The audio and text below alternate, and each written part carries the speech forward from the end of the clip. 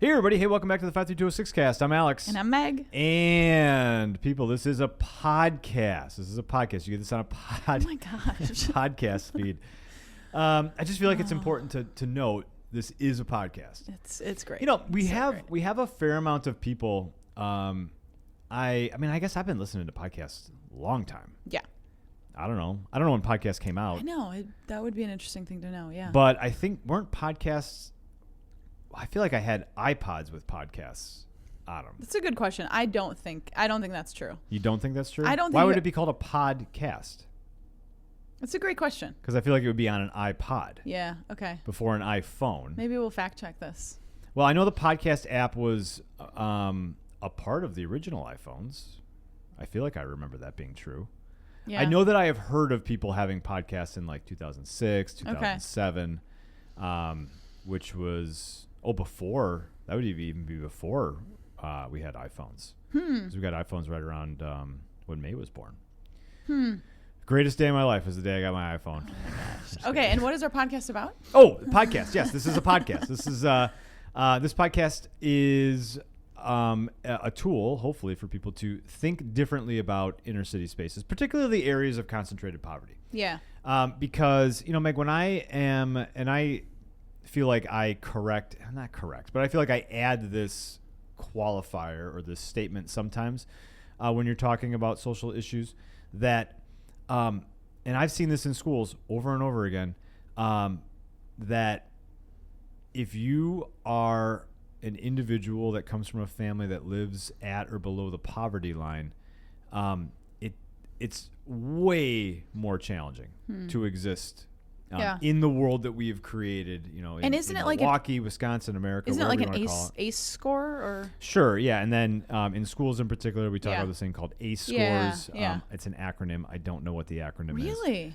I don't. Huh. Just curious. That's it's fine. How but long basically, did you work in schools for? a long time.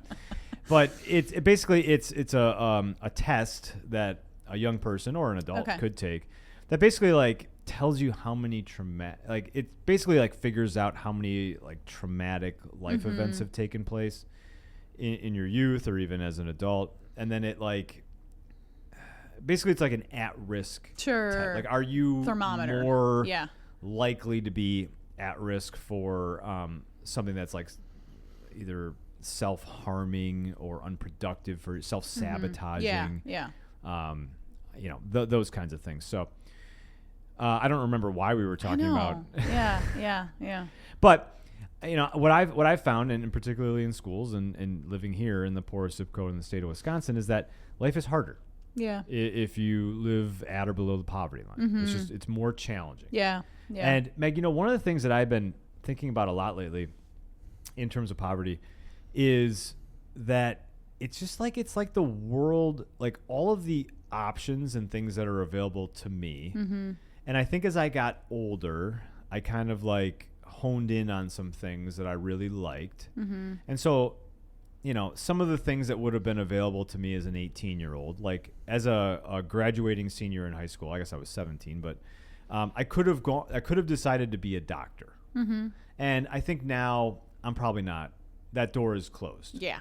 I could, but I don't think I'm going to go do that. Yeah, that'd be dumb.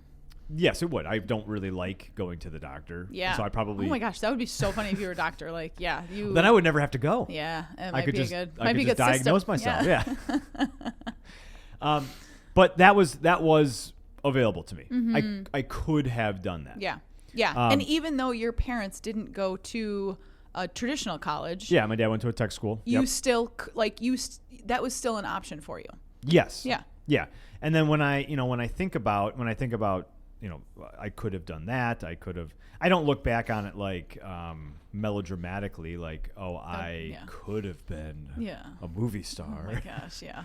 But I do think I had all of these things available to me. All of these things would have been options for me. Yeah. Pick any career, I could have done that. When I think about, kids in particular, because we work with a lot of kids from the neighborhood, that, those opportunities or the number of doors that are open, they're less. Yeah, there isn't as many. And so this podcast, like, I want a listener to to understand that a little bit more. Not because in particular I want you to go physically do something, with that information, but I think that the more that we understand, the more that we have a clearer view of what life would be like, it's helpful because that inner voice inside of all of us that calls for the world to be a little bit different might lead someone to a specific action that they would want to take. Meg, I know today. Yeah. Oh, you're all in a tizzy. I am in a tizzy, and I have been in a tizzy for a few days. And I feel like a lot of our listeners probably think a lot like me and are like, what is going on in our nation? And are freaking out and are like, oh my gosh, I need to do all these things, and I need to like fact check, and I need to do all these things. And so I feel like I've been really like thinking, I feel like I need to just say something to all of us, and I need to maybe give myself a little bit of a pep talk because I'm feeling like our world's just you could use it going to shit. And I think like what I've kind of boiled it down to is like, okay, I have life goals. I have plans. I have things that I can see. I want the world to be better in this way. And none of that has changed for me. Like, yes, there are these little things over there that like now are, something's going on with them. But I'm like, you know what? Like everything that I felt 3 months ago and everything that I was doing 3 months ago is still valid, and even maybe more valid. Maybe I need to work harder on those things that I care about the most. And so I feel like I just wanted to talk about that because you have a very different, and sometimes I challenge your viewpoint, just on how you think about world politics and our nation's leaders. I know you don't. I'm not gonna say you don't love anybody. I'm gonna be honest with that. But I would love to have that conversation. Do you want to give an example of something that you're in a tizzy about? Should we talk about the one that we were talking about earlier? Oh, sure. That was so ridiculous, though. I'm like gonna get mad if we talk about that, but maybe that's a good thing. I don't know. Well, so I don't know. I was probably saw this on TikTok. You probably did, because I feel like I probably also saw. I probably saw the rebuttal. We're talking about the Gaza condoms? Yes, the Gaza condoms. Yes, because I feel like I saw like the rebuttal probably of like, you probably saw the regular version and I saw the rebuttal. So you just saw that there was Gaza condoms, and I saw like that the government's giving all this money for Gaza condoms. And then like I was like, that's ridiculous. This can't be true. I need to fact check this. Like, and so then I saw that it was like actually like reproductive and prevention of STDs. It was like sexual health was what like the government is actually paying for. So because if you do break it down, I think I saw in an article like a condom costs 4 cents. So that would be like $1 billion. It would be a lot. Me and Alex had a heated discussion about this earlier. And I feel like you did bring up a lot of good points. I think like I see that story and I think like, like I need to fight for this. And I'm like, well, I never actually cared about like reproductive health in Gaza. Maybe should I now care about like reproductive health and like STDs in Gaza? I don't think I should. Like, I don't think that is not my personal goal in life. And that's okay. Like if it's your goal, great. Then I feel like you talk a lot. You have some good points. Well, when I saw that, I mean, at first I was like, okay, well that is ridiculous. And then I came to probably a similar conclusion that you did, that I'm sure that it goes towards something else. Yeah. In terms of education, which then I could say, okay, well, I don't know, $50 million is a lot of money for that. I don't know, and I'm always like, I don't know how much I actually believe of what I'm being told. And it's like, first off, I'm getting my news from TikTok, so it's not like it's not like it's a reputable source necessarily. I mean, you can post whatever you want on TikTok. Yeah. But I do think, okay, so like at some point, someone decided that it would be in our nation's best interest to provide sex education in what I believe to be a fairly impoverished area of the world. Yeah. I don't disagree that that's probably a useful thing to do. I would never, if I met the person that runs the organization that is coordinating all of this, probably the nonprofit that's coordinating it, I wouldn't punch the guy or like scoff at him. That's good. Like That's good. I would be interested in what they're doing and yeah, how they yeah, approach it. yeah. And It's because weird. It's weird that you wouldn't punch the well, guy. I don't know. But you wouldn't throw down. no. I'm sure it's interesting, rewarding work. Man or woman. I'm sure it's great. Yeah. But and I think when I saw that, I thought, okay, well that's a lot of money. And clearly somebody thought that was a good idea, and it might be a good idea. Yeah. But what I kind of thought was, okay, well, if there are other of these things that money is getting spent on that maybe I personally wouldn't choose to, like let's say that there's 300 million people that pay taxes, and so that's like 1/6 of a dollar goes to that or something. Okay, well, like I'm not going to take my whatever a sixth of a dollar is. I know. I was trying to do that math, and I was like, no, 16 cents. Thank maybe. you. I'm not going to necessarily like in my head say, okay, well, I'm going to take my 16 cents and go spend it somewhere else. But I do think if my tax burden was lowered, I know that then I would be taking that money and funneling it towards what I care about in the neighborhood. Yeah. And so I think where when I see that, and believe me, I'm sure there are going to be a whole bunch of other ridiculous things that we're told that we're spending money on that we shouldn't, and it's probably communicated in a way that's self-serving. Not necessarily because of who's communicating it, but because I think that any politician is going to try to be self-serving and do that. Most likely because they want to get elected again, or they want to have high favorability or whatever. Whatever, right? Yeah. Like that's just kind of how that is, and Yeah. they're going to spin it in a way that makes them feel like they've communicated what they want, which is to look good. And make the other side look bad. Make the other side look Right. bad. Yeah. But I take all that and I think, okay, anytime I hear that, like that's an indicator to me that the responsibility to move things in a direction that either my government or my country or groups of countries think is the right thing to do, that responsibility is just shifted slightly back towards me. My government isn't going to be providing this service to people in another country, and so then I have to decide: do I want to help? Meet that need. And I might decide that I don't. I might decide that I do.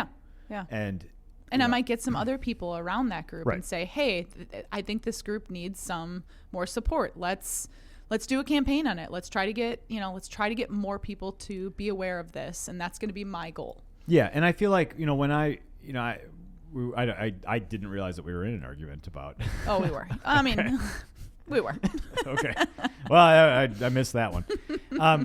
But like, I've just never been of the belief that like my government or my elected officials are going to be the ones to enact the change that I want to see. Yeah. I just have never really thought, I hope that they're in line, and that's kind of why you pick somebody, is because you hope that they have similar value structures as you.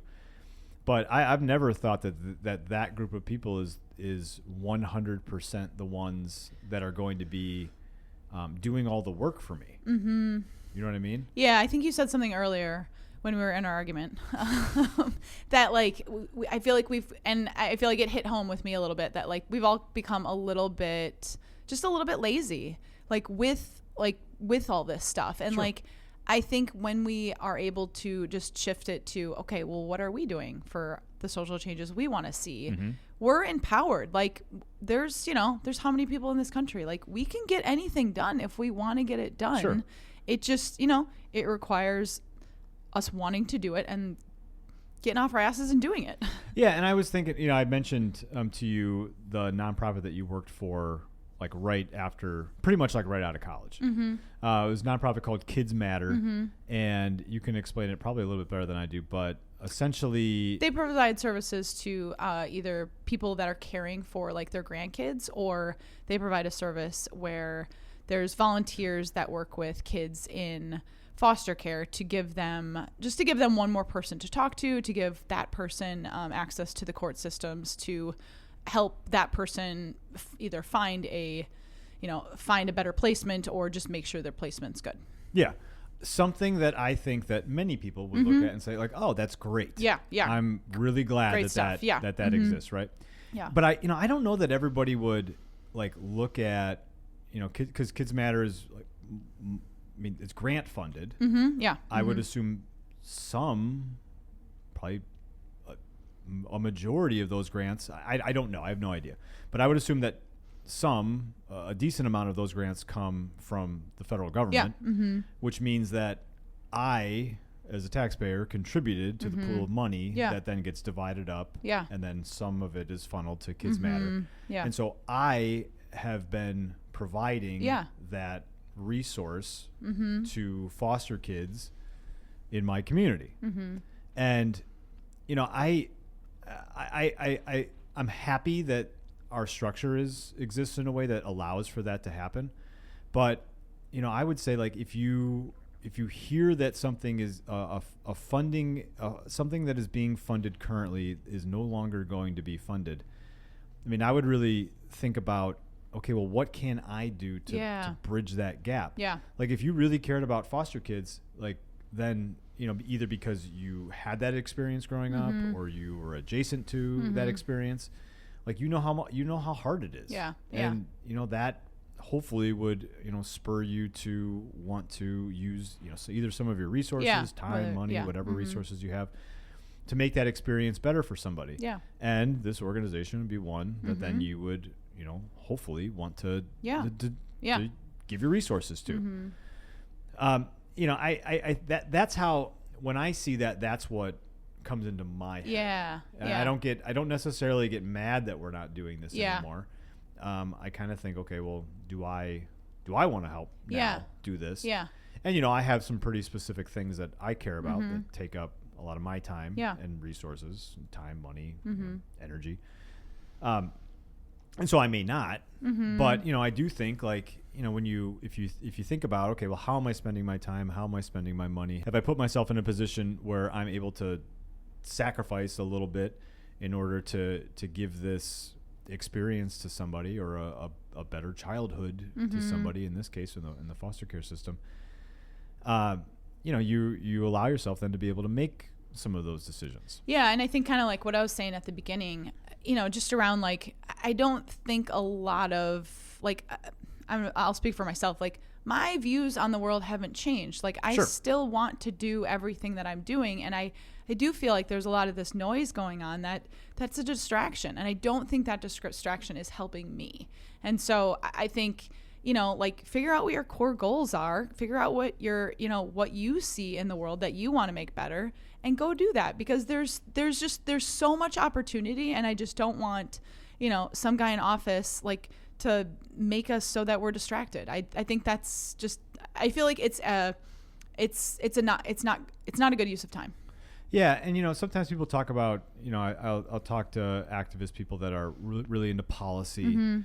And, there are policies that really could be changed that would benefit people. And I think about the policy in the state of Wisconsin that a city doesn't have the ability to change their property tax, the way that they decide how someone's property is taxed. So if you live in an area that's been recently gentrified and all the houses in the area have gone up in value, the city doesn't have the jurisdiction to say, well, we're gonna, over the course of 5 or 10 years, slowly ramp you up to the new property tax level. I could see, well, that would be a great. How did they? I feel like they did that in Hollard Park. Through someone coming in, through an organization coming in and saying, we're going to provide funds to the long-time residents to be able to like meet them in the middle with the tax. Yeah, that's a great example of it. I mean, that's a great because example of what. they raised the taxes there. Didn't Sure, they? yeah. So maybe to give a little bit of a backstory. So Hollywood Park was a neighborhood that was built. It was pretty much an all-black neighborhood that was built like in the 60s and 70s. Yeah. If you Beautiful drive through there, it looks like a lot of ranch houses or split-level houses that were typically built in the 60s and 70s, which is very different than all the other construction in the area, which would be like houses built in 1900. So it stands out. Yeah. It looks like you're in a suburb in the middle of the middle of the city. Many of those, being in its impetus, a black neighborhood, many of those families still live there 40, 50 years later. Either, somebody built when they were in their 30s and now they're in their 70s, whatever. And so, but, if your house was valued at $60,000 in 2020 and now it's valued at $400,000 in 2025 that's a big, and you're 70 and you you're don't 70 make like you shouldn't have to pay because of the gentrification, or feel like you have to move, and like you got the benefit of the house going up in value, like that's many people would take that, but it does create a financial burden. And so one of the policies that I know that people are trying to change is to allow cities or municipalities to be able to decide how they divvy out their property taxes, and in order to be able to give someone some leeway in that regard. But if that policy isn't, if changing that policy, the legislators don't think that they want to do that and haven't, that's fine. Other people have stepped in and said, okay, well, this group of people will organize some of their excess to give the property tax money to a family, that meets probably a certain set of criteria, live there for a certain amount of time, whatever. Yeah. So, it's when you hear like this thing isn't happening anymore. I know like a lot of people in my spheres have been talking about cutting the funding for DEI. And, when I hear that, I hear, okay, DEI initiatives, if that is something that I have influence over in whatever world in your I business, exist in, well, then now the responsibility is more on me. Yeah. And I'm okay with that. I'm fine with that. Either the responsibility will fall. Meg, if the government decided they were going to stop plowing my street, I would buy a snowplow. Yeah. And I would plow my street. Yeah, you know what I mean? I think the DEI is a little trickier. Oh, sure. And there's always layers, and there's a whole bunch of bullshit, I'm sure, that goes into all of it. Yeah. And there's people's jobs on the line. And people's jobs. It's a lot. Yeah. But when I hear we're cutting this thing, all I hear in my head is, okay, now me, us, we, everybody. Now, as individuals, we're responsible for this. And like if the city said I'm not going to plow their street, I would go buy a snowplow. Yeah. Now, not everybody can go buy a snowplow. You would love that. I would love it, right? Didn't I say like one of my top jobs would be a snowplow driver? Yeah. But that's where I'm getting at. And yes, I know that the metaphor doesn't always totally translate, and I'm sure that somebody listening is going to be upset or offended. Yeah. And you can tell me all sorts of reasons.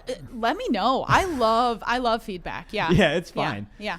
It's fine. But again, if they weren't plowing the streets, I would go plow the streets. Sure. Yeah. Just like when I don't see people have access to appropriate rentals, I'm going to try to go do something about it. When I see that kids don't have anything to do on a Saturday and they don't have a place that they can, I don't know, be productive, resolve conflicts peacefully, and make a little bit of money, we're going to try to provide that. I feel like a great plug would be, if anybody wants to give to a great organization. I know one. We got this mke.com.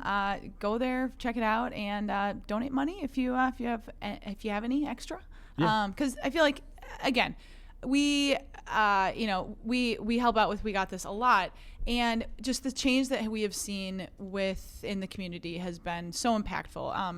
Just as a little plug, We Got This gave out $30,000 to kids in the community for bettering their community last year. And that's incredible. It's incredible that money was poured into 53206 and to better the community, to make it look nicer, to give out free produce. It's just great. Yeah. And Meg, the budget for We Got This, it was like $45,000. Oh, so it was over 75% went directly Yeah. like cash to kids Yeah. for doing work in their neighborhood. Yeah. And we try to be really transparent about that because, you know, if you are at a point where you're like, oh, okay, well, this thing isn't going to be government funded anymore. And you think, okay, well, then in theory, that means that I have now 20 more dollars that I can spend on something that I care about. Like the money that is donated, we try to be, again, very transparent. Some of it goes to property taxes. We got to buy a porta potty. We got to get dirt and mulch, or we don't get dirt, we get compost. Compost, yes. Yeah, compost and mulch and those kinds of things. But you know, huge majority goes directly to the kids. And we try to get grant funding. Speaking of grant funding, I don't know. Yeah. We try to get grant funding for some of those other things that are less cool to give your money to, like the porta potty. Yeah, like the porta potty. Even though I really do think there's some listener out there that just would think it would be hilarious to give a porta potty. I feel like that only listener is you. maybe I should just donate the porta potty. Oh well, it's not that much money either. I was surprised at what is it, like $150 a month? Yeah, it's and cheap. They clean it out. Like they combine, they clean it, and it's really great. Yeah. Porta potty. You know, those kids. I was a little. Well, working in schools for a long time. Yeah. Spent a lot of time in the bathrooms. Not because I like to hang out in the bathrooms, but like just shit happens in the bathrooms. Literally. And so like you got to go in there and you know, figure out who's vaping. Well, I feel like you're going to say that not that much, like nothing bad happened to it, but there was a lot of times I went back and there were kids vaping behind the porta potty. And I had to be like, you guys, I can stop vaping. I can see you vaping. And, well, okay. We're not immune to it either. But I was surprised that the reason we got a porta potty was because the people would be, the kids would be like, oh, I have to go to the bathroom, and they would just like want to like go and sit and do nothing. Well, because like, they were using the bathroom at our house, which was fine. I didn't mind that. Yeah. But you try to provide a bathroom for 120 kids. Yeah. They just in and out of the house all the time. They just exactly. It was too much. So then they were like, oh, I don't actually want to go. I don't actually porta potty. So. All right, we got anything else? Otherwise, we can wrap it up. All right. Well, thanks for listening, and we will catch you next time. Bye. Bye.